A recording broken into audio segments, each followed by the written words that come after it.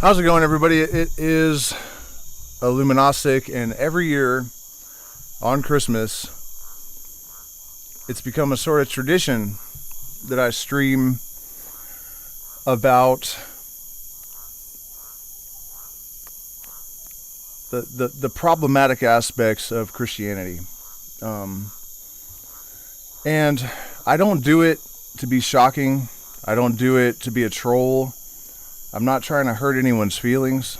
I do it because I genuinely believe, in fact, I know that it's really important. And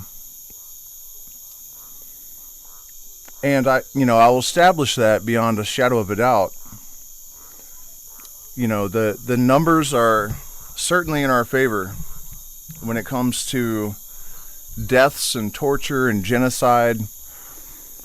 Science being set back 200 years, entire cultures being wiped off the face of the earth. And if I were to play devil's advocate and say that, if Jesus were real, if I were to allow for that, because I'm of the opinion that this is not a historical personage, it is still to this day used as a tool to divide people and to pit them against each other. And that's the opposite of what Jesus would have wanted. And before, I get into the details, the nitty-gritty details of, why it is that this influence has been so detrimental to humanity, I will also acknowledge the fact that the single highest teaching possible was uttered by Jesus in the Bible. And if people, Christian, Islam, pagan, whoever, wherever, whatever, were to actually observe and practice this one sentence, to love thy neighbor as you love yourself, it would eradicate 98% of the problems on this planet. That is true. But the reality is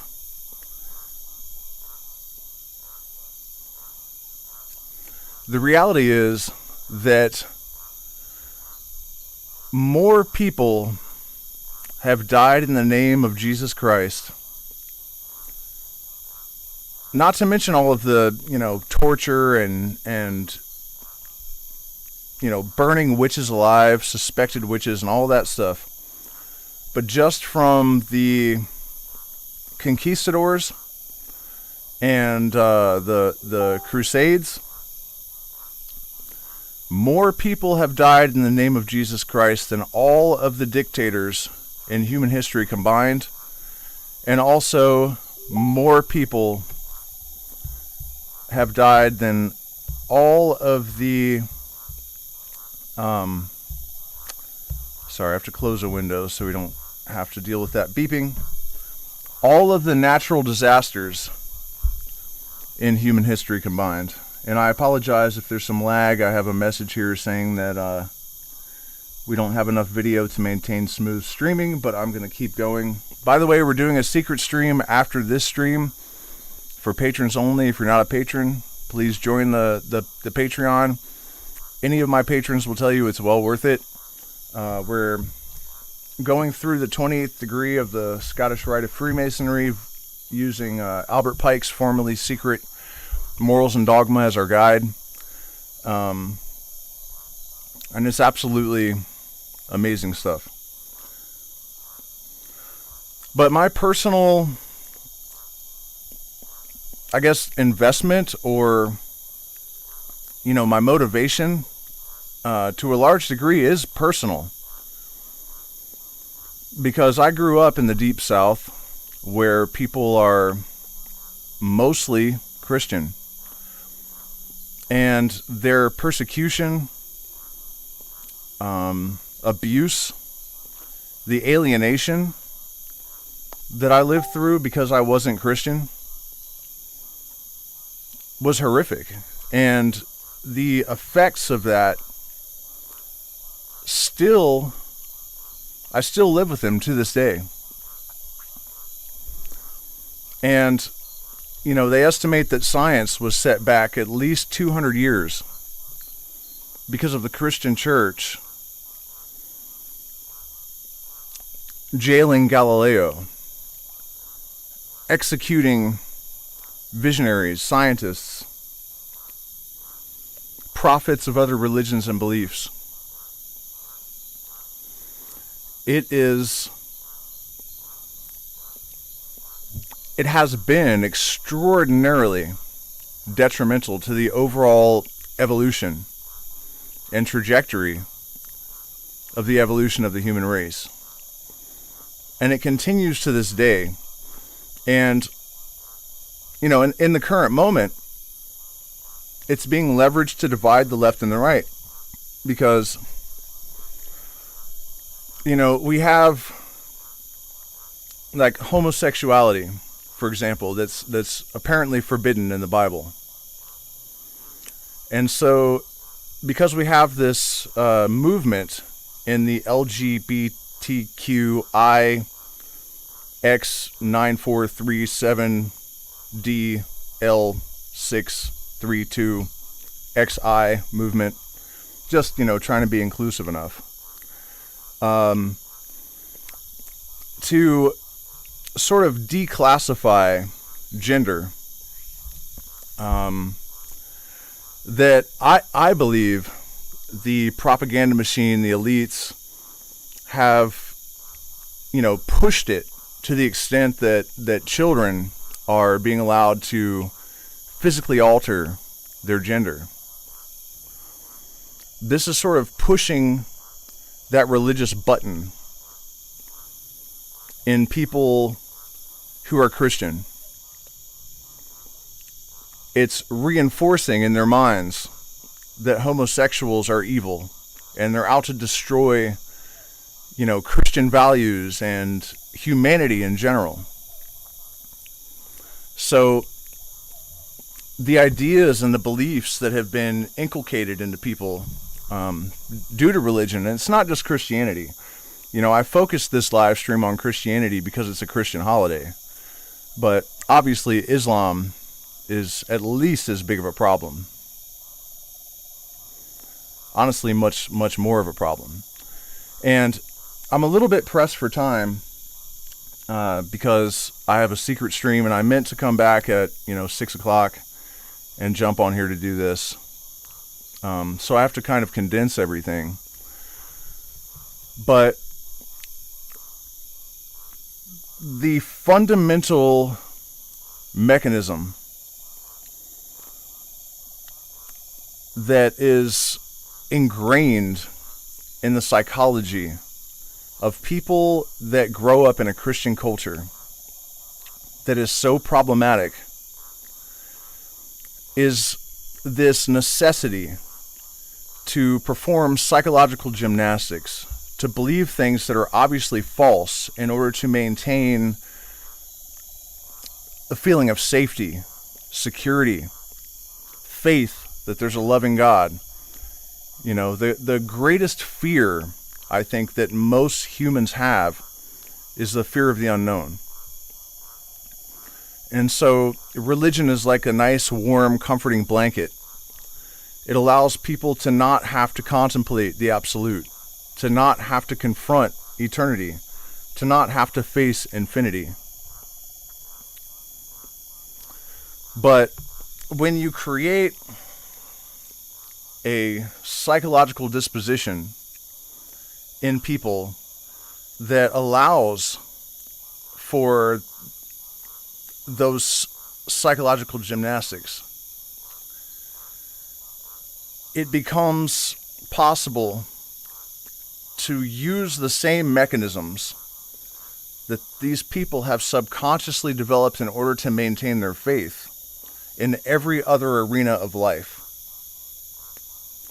And if you look at the associated beliefs that religious people can have, right? You won't find any flat earthers that aren't Christian. And if you do find a few, they're going to still be generally religious, right? So it creates this sort of, sets a precedent in their being that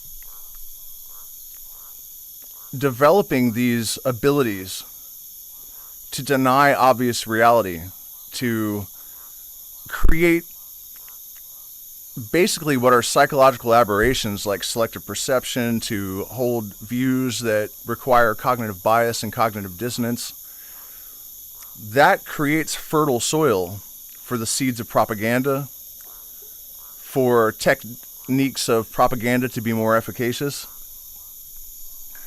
And, you know, really at the end of the day, that is the biggest issue. Although, you know, if we're going to look specifically at Christianity, why are we still getting notifications?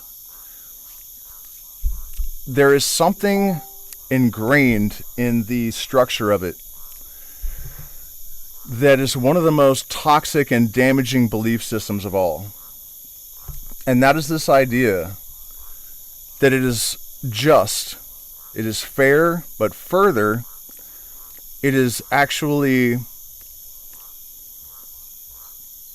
what is it? When you give the stamp of approval, you know, ordained or approved of by divinity, the idea that someone else should suffer for your sins. People believe that this idea is beautiful, that it's admirable, but in reality, it is one of the most toxic ideas that humanity has ever summoned. Are we having problems with the audio? I'm wondering, because it's always a possibility with these streams out here in the jungle. Somebody can let me know in the chat. Admirable. Oh, yep, that's probably what's been going on.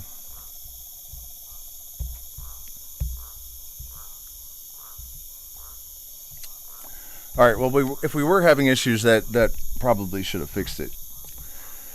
And so the other thing that I want to mention is that one of the defenses that apologists for Christianity will often make is that there are certain places in the Bible where there is evidence of, I guess, preternatural levels of understanding. And the one that really jumps to mind is when Jesus, you know, he's supposed to be speaking from the point of view of basically being an avatar of the Most High. He says, "I am the light." And one of the great revelations of the mysteries of enlightenment, and even of science, because at this point, you know, physicists have uncovered the fact that matter is light in a standing wave. So a lot of people see that and they say, that is proof that this person knew things that no one could have known 2,000 years ago. The problem with that is that people do not pursue knowledge. As, you know, for me, in my opinion, the pursuit of knowledge of both the physical and the metaphysical, without undue influence from a culture, from the leaders of a culture, from, you know, the elite, that are trying to put blinders on humanity, right? I believe that our natural inclination is to seek all of the knowledge. This is why we are here. We are the sensory organs of the universal mind. And so it is our duty, our obligation, and our privilege to pursue that knowledge. But because people have been engineered to be vapid and empty and to believe that the universe is pointless, or they feel that they already have the answers, right, from their religion, that's not what they do. And if they did, they would see that the Phoenicians, the Babylonians, and many other cultures of antiquity knew that consciousness comes to us from the light thousands of years before Jesus spoke it in the Bible. And so, probably the most valuable thing that I can impart during this live stream in regards to understanding why it is that there are some things in the Bible that have substance from a metaphysical or expanded consciousness point of view. Clearly it was written by initiates of the mysteries. But that doesn't validate the story. So, having been personally involved with Hermetic mystery schools and Scottish Rite Freemasonry, I can tell you with absolute certainty that the people that engineered and wrote the Bible were mystery school initiates. But that doesn't validate the story. And the reason that they did that is because, as Terence McKenna said, if the truth can be told so as to be understood, it will be believed. That's the trick. So they have woven these profound, extraordinary truths into the fabric of the tale so that people will resonate with that. And this is the sole reason that people believe this stuff with total conviction. Because sprinkled throughout are some of the most deep and profound mysteries that we are capable of cognizing. But the reality is, Christianity was conceived of and engineered by the Roman consulate,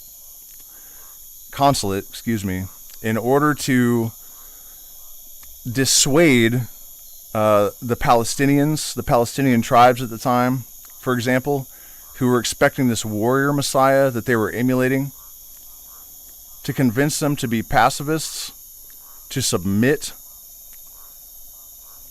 to relinquish their sovereignty to another authority. And James Atwill, you guys can look at the studies, he did a bunch of research. Oh, the Nag Hammadi Library. Again, I kind of have to keep an eye on the time, and I'm not super happy about that because I have so much to say about this. Honestly, the sheer volume of it, and the fact that I got home really late, is making it difficult for me to, speak my way through this because I had a much more in-depth discussion planned. Although my patrons probably won't be furious with me if I'm a few minutes late. I just want to make sure that I get to the, the really central stuff. So yeah, there is that. So when people see these things, like Jesus saying, "I am the light," and they say, "See, he knew stuff. So what? I know things too." And there were initiates of the mysteries for thousands of years before Christ that knew everything in that book and then some. It doesn't mean anything. Another thing that I can tell you that is an amazing, what are they called? Like thought games? It's not the right word, but you know what I mean. Like if you read the Bible as if you have no preconceived notions of what it actually is, it tells a very different story. And there are actually several very key clues. They directly reference what I'm about to tell you multiple times in the Bible. Jesus himself says it. Other people warn. John, Jesus' teacher, warned about a false Messiah that was actually Satan, who was really, he would say, my Father has sent me and I am the light, right? So Paul, and this is only 25 pages before Jesus shows up and says, I am the light and I'm sent from God, which makes him an angel, right? His teacher warned, Satan may come as an angel of light. Nobody noticed this plot twist? Really? And it gets worse. Spoiler alert, what I'm saying about this is that the story that the Bible actually tells and a false Messiah coming to deceive people and drag them to hell. The first major indication of this is the first commandment. The first commandment does not say, you shall have no other gods until my son comes. It just says no other gods. And that God is referred to as the Tetragrammaton, Yod-He-Vav-He. It's referred to as Elohim. It's referred to as Shekinah. It has a lot of names, but none of them are Jesus. So you cannot call Jesus God without breaking the first commandment. Satan may come as an angel of light. I believe it was John also that said, beware a wolf in sheep's clothing. Isn't a lamb also a sheep? Don't they call Jesus the lamb? Is that the wolf in sheep's clothing? Also, we are warned of this devious, evil trickster called Lucifer. Lucifer actually only is mentioned twice between the Old Testament and the New Testament. Once in Ezekiel, how hast thou fallen from heaven, O Lucifer, the bright morning star? Although, if you read it in the original Hebrew, what it actually says is Ben Hillel, and the full line is translated Hal, son of morning. So if you really want to get technical about it, Lucifer is not even a character in the original Hebrew Bible. But the second time this term is used, Jesus says, I am the bright and shining morning star. And if you read it in the original, or if you read it in Greek, it's Hesperus, which is morning star, and in Latin it's Lucifer. So the only two times that it's used, once it refers to this Lucifer character falling from heaven, but the second time Jesus is using it to refer to himself. And so the other indications that something isn't quite right, Jesus says, you think that I have come to bring peace, but I have come to bring the sword. In order to follow me, you must hate your mother, your father, your brother, your sister. And there are other lines like that. So, and if you want to go back to the original story in Genesis, and somebody in my community earlier today when I posted something about how if Charles Manson hadn't been arrested and his followers had been able to write a book about him, their depiction of Manson would have been indistinguishable from the biblical Christ, whose story was also told by his followers. Cult leaders always believe in the infallibility, the nobility, and so forth of their leader. And so, But somebody said, for somebody who claims to be Gnostic, blah, blah, blah, you're not paying attention to the alchemy of Jesus or whatever. And not only have I made videos about all of these secret initiated meanings of a lot of the stuff in the Bible, I'm not a Christian Gnostic, and I'm not a Gnostic. There are two reasons that I sort of fly the flag of Gnosis. And one of them is because the idea that the only valid spiritual knowledge, the only valid revelations that a person is capable of having come from organic internal processes and direct experience. Not from books, not from gurus, not from teachers, not from priests. Right? And the other reason is that what got the original Gnostics in trouble is that they noticed a major discrepancy in the Old Testament. And we're running out of time. I'll probably do, you know what, you guys, I'll put cards in this live stream for the rewatchers that direct to my videos, Christianity is the most evil influence or something like that. You can find it by searching the channel too. It's 2 parts, and I really go into tremendous detail about all of this.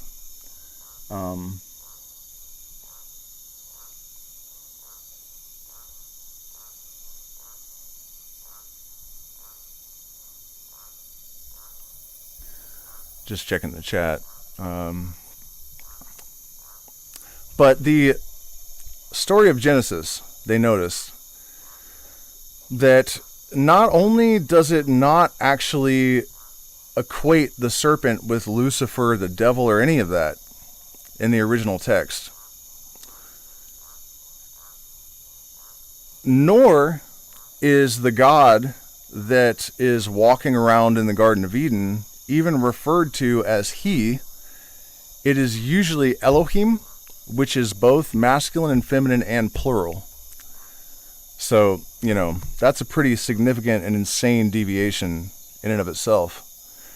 But the reality is that this Elohim told them, if you eat of this plant, which I'm imagining probably wasn't a plant, it was probably acacia and Syrian rue combined, which would make something just like ayahuasca, then you will know as Elohim knows. And verily thou shalt die. So the serpent comes along and says, if you eat of this plant, verily thou shalt not die. You shall know as Elohim knows. And so they ate of the plant, and what happened? They became illuminated. So, if you just think about this objectively, do we believe that this being that commanded them to remain in ignorance, threatened them with death if they should violate its order to remain in ignorance, and was exposed as a liar by the serpent who actually told the truth, is the good guy in the story? And so the bullet point of this presentation, since I've had to condense it in the interest of time, is that this original demonization of consciousness itself, which is really what this is allegorical of, has continued throughout history. It has been used to justify genocide, the destruction of entire cultures, the suppression of beliefs, the oppression of free expression. And it is still being used to divide people. It is still being used to keep people in a state of ignorance. And it is important that we respect people. But we are obligated to challenge anyone who is still carrying this Bronze Age demon myth with them into the present age, when many of us have finally become fully conscious beings capable of sovereignty. Sovereignty over ourselves. Most of the limitations that are being imposed upon us, most of the dissonance that we're experiencing in our culture, the division between people, has its roots in the influence of a fairy tale. And we have to have the courage and the strength and the determination to confront it for what it is. Many of us, most of us, that have grown up in a culture where even if we are not, you don't profess Jesus, you don't claim to be Christian, if you start taking plant medicine or, meditating or, whatever process it is that really brings you down to your core, you will find the pernicious influence of the Christian dogma and ontology. And you will realize that it has created strictures and imposed parameters, shackled you with guilt, insecurity. It made you unsure, clouded your perception.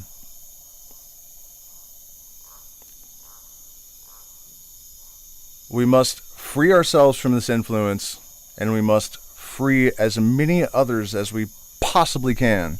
So unfortunately, I'm out of time. I would love to continue talking about this, but I have to jump on and do a secret stream. Thank you guys so much for spending this time with me. Please hit the like button, share, subscribe. You can find ways to support us in the description, but if you feel like the work that I'm doing is important, please support us one way or another. And thank you so much for spending this time with me. And do check out my other videos that I made maybe a year back about how Christianity is the most evil influence in history, because there's a lot more in depth than I had time for tonight. Good night.